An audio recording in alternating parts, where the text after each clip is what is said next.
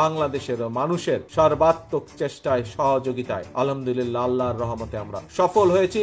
আমরা এই দেশ থেকে স্বৈরাচারকে বিতাড়িত করতে সক্ষম হয়েছি। এখন স্বৈরাচার বিতাড়িত হয়েছে। আমরা কি চেয়েছিলাম?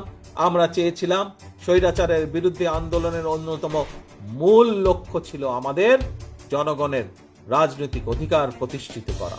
স্বৈরাচারের বিরুদ্ধে আমাদের আন্দোলনের মূল লক্ষ্য ছিল জনগণের বাক ব্যক্তি স্বাধীনতা প্রতিষ্ঠিত করা।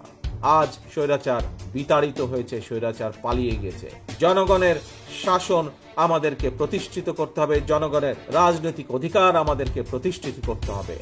সারা গণতান্ত্রিক বিশ্বে জনগণের রাজনৈতিক অধিকার প্রতিষ্ঠার মূল উপায় হলো, মূল পন্থা হলো জনগণের সরাসরি ভোট প্রয়োগের ব্যবস্থা করা।